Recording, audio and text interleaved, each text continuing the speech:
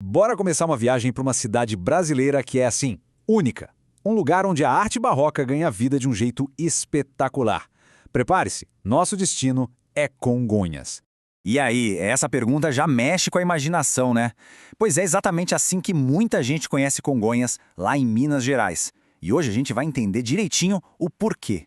Bom, para entender Congonhas, a gente tem que começar por um caminho lendário. A Estrada Real, sabe? Aquela rota do ouro, dos diamantes do Brasil colonial. É um caminho onde cada curva parece contar um pedaço da nossa história. E é bem no meio dela que fica o nosso destino. E nesse caminho histórico, a só uns 80 quilômetros de Belo Horizonte, a gente encontra Congonhas.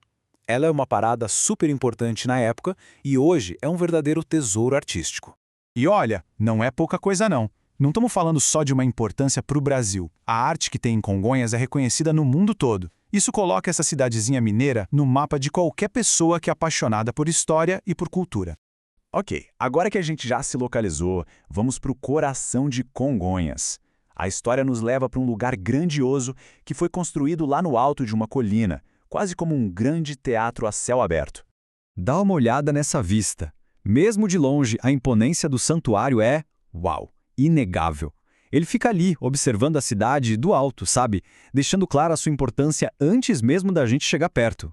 E o caminho até lá, gente, já é parte da experiência. Essa subida de pedras convida a gente a seguir os mesmos passos que os peregrinos fazem há séculos. A expectativa só aumenta. E pronto, chegamos no topo e damos de cara com a basílica. Repara só nos detalhes, nas curvas, em como a construção é harmônica. É o ponto central de todo esse complexo de arte. E claro, com toda essa beleza e importância histórica, o lugar foi reconhecido. O título de Patrimônio Mundial da Unesco só reforça o valor universal que Congonhas tem. É um tesouro que, no fim, pertence a toda a humanidade. Mas, de quem são essas obras? Quem deu vida a essas pedras? Chegou a hora de falar do gênio por trás de tudo isso. Antônio Francisco Lisboa, o Aleijadinho. O que faz dele tão revolucionário é como ele pegou o estilo barroco da Europa e colocou uma emoção, um movimento que era puramente brasileiro. Para a gente ter uma ideia da dimensão, vamos começar com um número, 12. 12 esculturas monumentais, em tamanho real, que parecem guardar a entrada da igreja. Cada uma com uma expressão, uma força que parece que vai saltar da pedra. E não para por aí não. Dentro de 6 capelas que ficam ao longo da subida, existem outras 66 figuras contando os últimos momentos da vida de Cristo. A escala desse trabalho é simplesmente absurda. E o que eu acho mais incrível aqui é esse contraste no trabalho do Aleijadinho. Do lado de fora, a gente vê a força da pedra, a imponência. Do lado de dentro das capelas, o calor, o detalhe da madeira.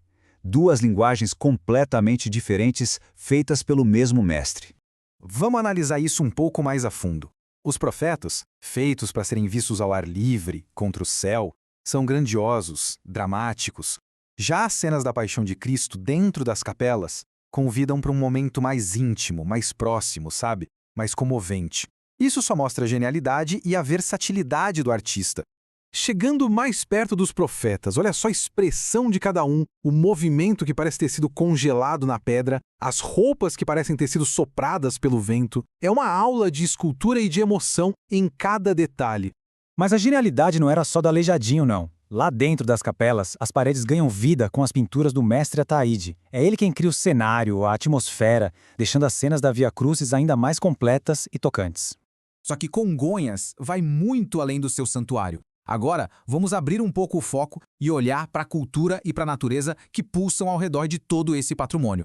E aqui vai uma curiosidade bem legal.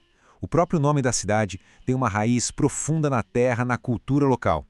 Congonha não é só um nome, é uma ideia de sustento, de alimento para o corpo e para a alma. Então, a experiência em Congonhas é muito rica.